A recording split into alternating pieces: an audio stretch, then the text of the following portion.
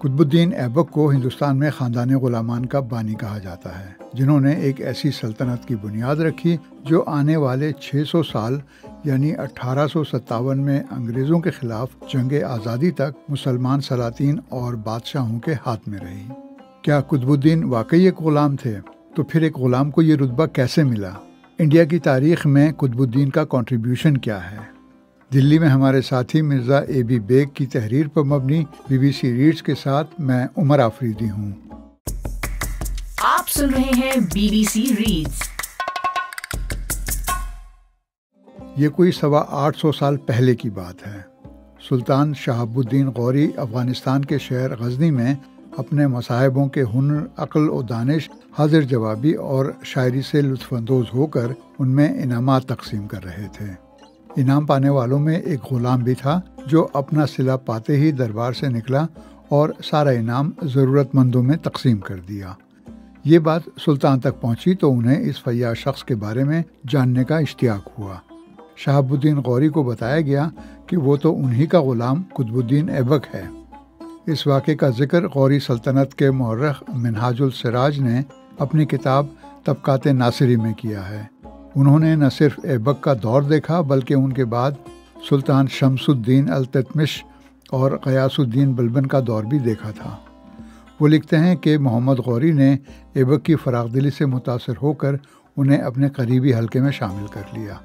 قطب الدین کا تعلق ترک قبیلے ایبک سے تھا۔ وہ بچپن میں ہی اپنے خاندان سے بچھڑ گئے۔ کسی نے انہیں غلام بنا کر ایران کے شہر نشاپور میں قاضی فخر الدین عبدالعزیز کوفی کے ہاتھ بیچ ڈالا۔ قاضی نے ان کے ساتھ بیٹوں کا سا سلوک کیا اور ان کی تعلیم اور فوجی تربیت کا خیال رکھا۔ کہا جاتا ہے کہ قاضی فخر الدین کی موت کے بعد ان کے بیٹوں نے ایبک کو ایک تاجر کو بیچ دیا، جس نے انہیں افغانستان کے علاقے غزنہ یعنی غزنی لا کر سلطان محمود غوری کے ہاتھ فروخت کر دیا۔ Oxford centre for Islamic studies میں پروفیسر معین احمد نظامی کا کہنا ہے کہ ایبک کا عروج تیزی سے ہوا۔ وہ اپنی ذہانت اور قابلیت کی بدولت جلد ہی بادشاہ کی نظروں میں آ گئے اور ترقی کرتے کرتے امیر اخر یعنی شاہی استبل کے سردار بن گئے۔ ایک غلام سے شاہی استبل کا نگراں بننے کے امکان کی وضاحت کرتے ہوئے دلی کی جامعہ ملیہ اسلامیہ یونیورسٹی سے وابستہ پروفیسر رحمہ جاوید کہتی ہیں کہ مسلم حکومتوں میں غلام کی حیثیت بازنطینی غلام سے بہت مختلف ہوتی تھی۔ مسلم دور میں غلاموں کا مرتبہ بعض اوقات جانشین کی طرح ہوتا تھا۔ دلی کی جواہر لال نہرو یونیورسٹی میں عہد وسطیٰ کی تاریخ کے ماہر پروفیسر نجف حیدر کا کہنا ہے، جب محمد غوری سے کسی نے پوچھا کہ آپ کی نرینہ اولاد نہیں ہے جس سے آپ کو آنے والے زمانے میں یاد رکھا جائے گا، تو انہوں نے کہا تھا کہ میری بہت ساری نرینہ اولاد ہے جو میرے نام کو باقی رکھنے کے لیے کافی ہے۔ پروفیسر نجف حیدر کے مطابق ان کا اشارہ ان کے خاص غلاموں یلدوز، ایبک اور قباچہ کی طرف تھا۔ رحمہ جاوید بتاتی ہیں کہ سلطان شہاب الدین غوری نے یلدوز کی ایک بیٹی کی شادی ایبک سے اور ایک ہی قباچہ سے کروائی تھی تاکہ ان میں گہرا تعلق قائم ہو اور وہ ایک دوسرے کی مخالفت کے بجائے ایک دوسرے کی معاونت کریں۔ پروفیسر نظامی نے BBC سے گفتگو کرتے ہوئے کہا کہ ایبک کو غلام سلطنت کے بانی کے طور پر نہیں بلکہ انڈیا میں ترک یا مملوک سلطنت کے بانی کے طور پر یاد کیا جانا چاہیے۔ محمد غوری نے ہندوستان میں مہمات کا آغاز کیا اور ترائن کی پہلی جنگ میں انہیں شکست ہوئی۔ ترائن دلی سے ملحق ریاست ہریانہ کے کرنال ضلع میں تروری کا علاقہ ہے۔ اس شکست کے ایک سال بعد 1192 میں سلطان محمد غوری 1 لاکھ سے زیادہ افغان، تاجک اور ترکوں پر مشتمل بڑی فوج کے ساتھ ملتان اور لاہور کے راستے ترائن پہنچے۔ ان کا سامنا پرتھوی راج کے 3 لاکھ گھڑ سواروں اور 3000 ہاتھیوں کی فوج سے ہوا۔ شدید جنگ کے بعد چہمن یعنی راجپوت راجہ پرتھوی راج چوہان کو شکست ہو گئی۔